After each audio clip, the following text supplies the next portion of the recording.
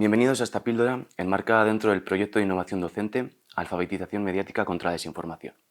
En este vídeo vamos a hablar de la situación de cómo se han desarrollado los acontecimientos en Ucrania para entender lo que pasa en el país eslavo, el dilema de Ucrania entre la Federación Rusa y la Unión Europea.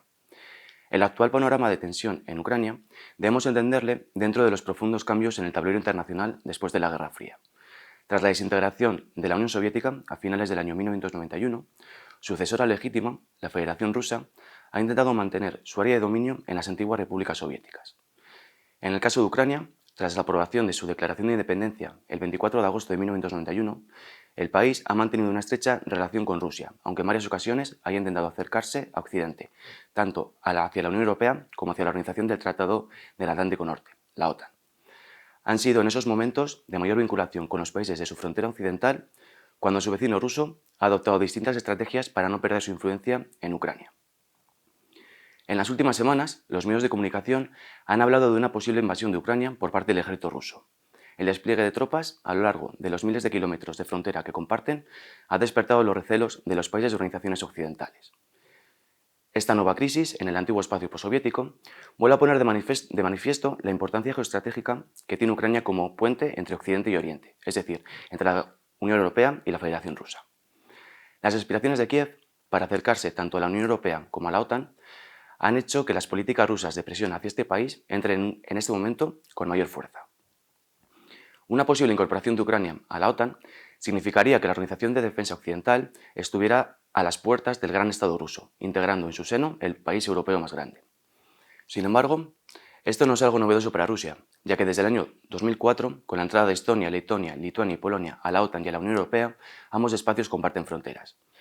Durante los momentos de mayor acercamiento tanto a esta institución como a la Unión Europea, la Federación Rusa llevó a cabo presiones de distinto calado sobre Ucrania. No obstante, no podemos olvidar que a pesar de que se hable de una posible acción invasora por parte de Rusia, en el país eslavo, la ocupación rusa ya está presente desde hace unos cuantos años, en dos zonas concretas, la península de Crimea y en las regiones separatistas de Donetsk y Lugansk, también conocida como la cuenca del Donbass. Por lo tanto, hablar de una entrada de Rusia en Ucrania no es algo nuevo. El Kremlin controla desde hace 8 años Crimea y existen dos autoproclamadas repúblicas populares en el este, que se encuentran en guerra con el resto del país y que tienen el apoyo militar y logístico desde Moscú. Con la entrada en el nuevo siglo, cada acercamiento ucraniano a Occidente iba a encontrar su respuesta desde las instituciones de Moscú, con la política de hostigamiento seguida por el presidente ruso Vladimir Putin desde su ascenso al poder en el año 2000. El primer antecedente que encontramos fue la crisis gubernamental que tuvo lugar a finales del 2004 y que se enmarca dentro de las denominadas revoluciones de colores, que tuvieron lugar en algunas repúblicas exsoviéticas para exigir una mayor democratización de sus respectivos países y acabar con el poder autocrático de sus presidentes.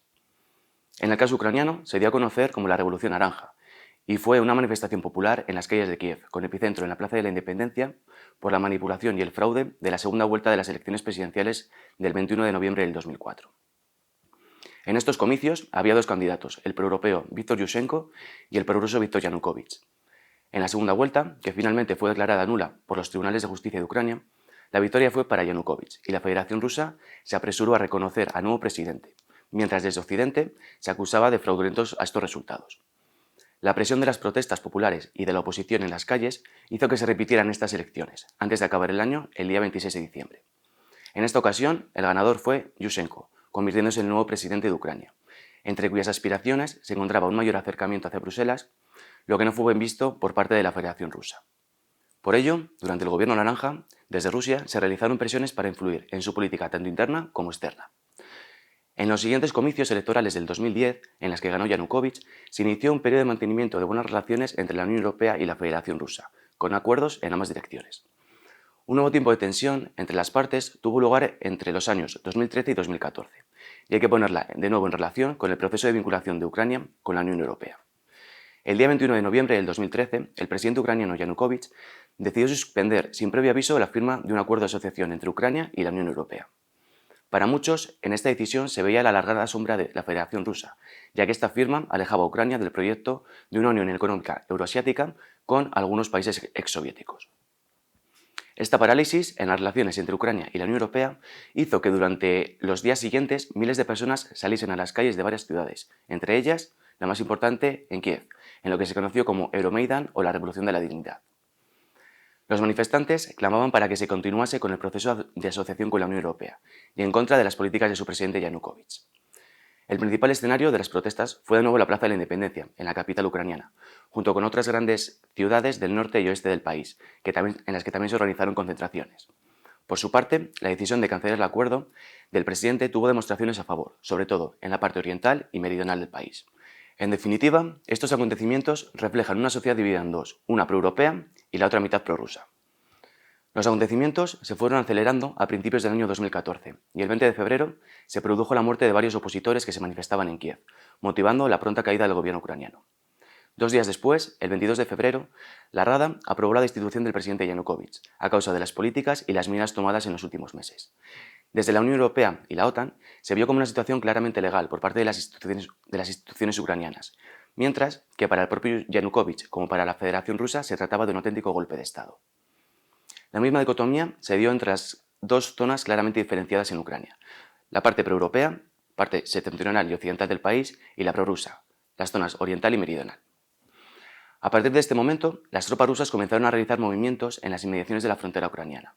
Además, desde Moscú, se influyó en el reconocimiento de las nuevas autoridades gubernamentales en ciertas regiones del país, tras la caída de Yanukovych, empezando por la República de Crimea, en la que casi el 60% de la población era de origen ruso. Las autoridades de Crimea convocaron un referéndum para el día 16 de marzo, en el que se decidiese sobre su futuro.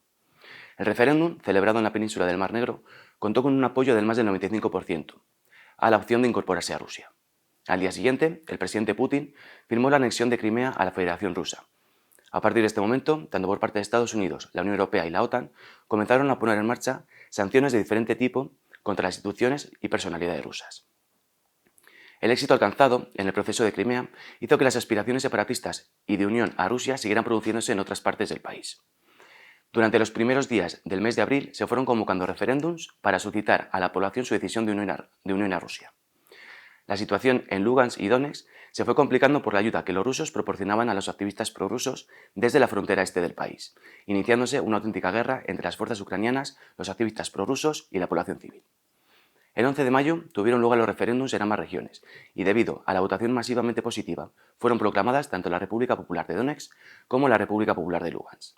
De este modo, la presencia rusa en Ucrania se constata desde el año 2014, con la anexión de Crimea y la ayuda que proporciona a los prorrusos en la guerra que se desarrolla en el este del país y que continúa en la actualidad. Como vemos, la presencia rusa en Ucrania se puede rastrear desde el año 2014, aunque las medidas de presión tomadas desde principios de este siglo por parte de Moscú muestran el interés de este país para que Ucrania continúe bajo su órbita de influencia y no pueda llegar a acuerdos más intensos ni con la Unión Europea ni con la OTAN. Desde principios de este milenio, y con Putin liderando la nueva estrategia rusa de vecino cercano, para no perder su influencia entre el antiguo espacio soviético, hizo que se pusieran las bases de este tipo de guerras híbridas que se caracterizan por la desinformación, la presencia militar, el ataque de recursos naturales, etc., y que afectan a la estabilización, en este caso, de Ucrania.